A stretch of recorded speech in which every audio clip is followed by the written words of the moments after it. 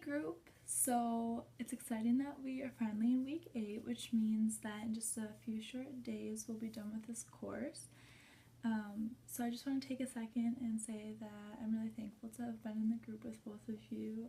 It's been great discussion so far, and I'm really looking forward to what our last one will hold.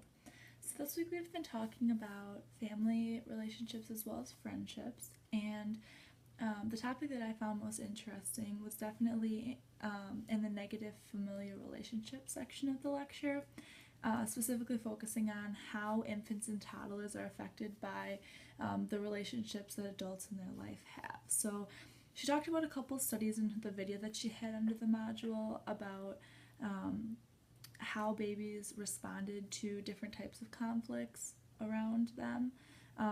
So in the first study, it showed that half of the babies were exposed to adults arguing, and the other half of babies saw pleasant interactions. So the results of that study showed that even though there was no ability to understand any language between the adults, the babies could pick up on emotion. And they showed that by the half of the babies that were exposed to the arguing tended to cry more and just appear more agitated in general. The second study tested whether babies were affected by the resolution of conflict, and so in this study half of the babies were exposed to positive resolution and half of the babies were exposed to arguments in which there was no resolution, and in fact the arguing continued. And the results of this study showed that the babies who were exposed to positive resolution were actually able to tell that peace was restored in the relationship. And then the third study that she talked about was whether or not babies were able to pick up on mixed messages. And she said that this was the most important one because a lot of times I think that it's true that, in television, even in real life, I can just picture it very easily in my mind of like two parents that are disagreeing on something, but they're keeping a smile on their face and kind of talking in hushed tones, so that it seems pleasant, but really they're disagreeing about something so that their child isn't affected by it. But this study actually showed that babies are actually able to tell when adults are saying mean things to one another, even though they have a pleasant tone of voice. So the study also showed that there's a similar level of agitation to when there's just straight up fighting around them. So it's definitely, they're able to pick up on those mixed emotions.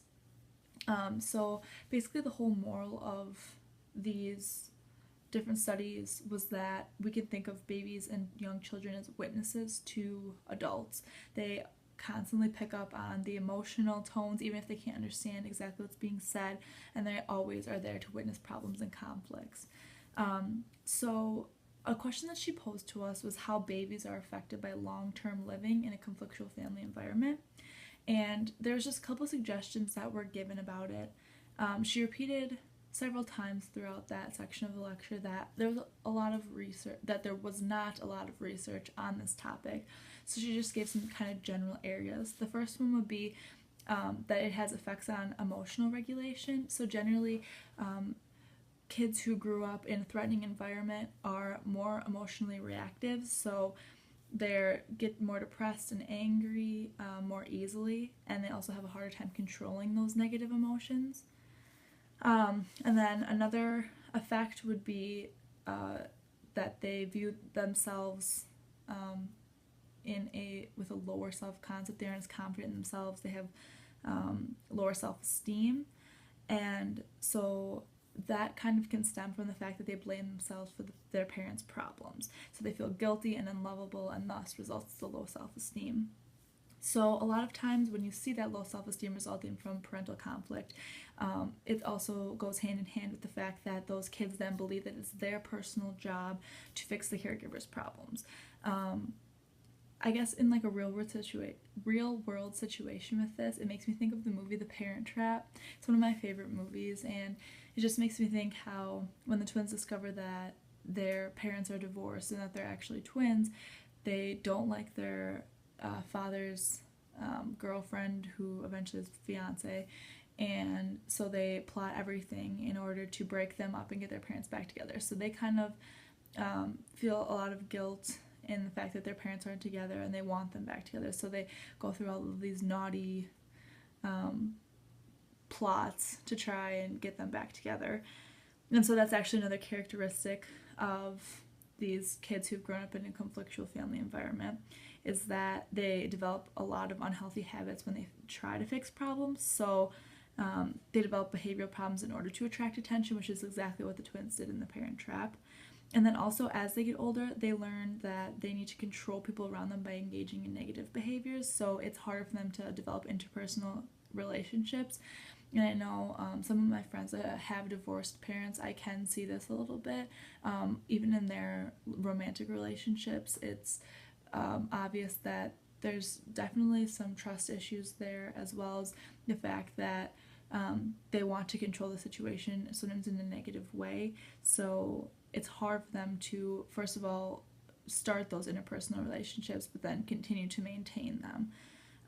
And then the third effect that it talked about was whether or not children were becoming more sensitized or less sensitized to those situations of conflict. And so basically, the little research that there has been done shows that children generally are more sensitized, which means that they become more agitated with the more conflict that they witness. So, with that being said, I kind of mentioned with The Parent Trap that a very prevalent way in which this affects kids' lives, especially in this culture, with when we talked about romantic relationships, how the divorce rate is just on such a high incline in our country, is that divorce really does affect these young kids when they experience it at a young age, and it can affect them down the road. So one of my questions has to do with that this week. So I'm just wondering if you have any personal experiences, whether it be with friends or even in your own life, of how these conflictual situations such as divorce affect maybe your behavior or the behavior of someone who's close to you. And then along the lines of the fact that there isn't much research on this topic of how infants or young children are affected by conflict with adults in their lives, I'm just wondering if you guys have any other ideas of possible effects that these conflictual situations could have on these young kids. So, like I said, it's our last week this week, so unfortunately our discussions will be ending, but I'm really excited to see what you guys have to comment. So thanks for watching this video, and thanks for being such a great group this summer term, I guess we can call it.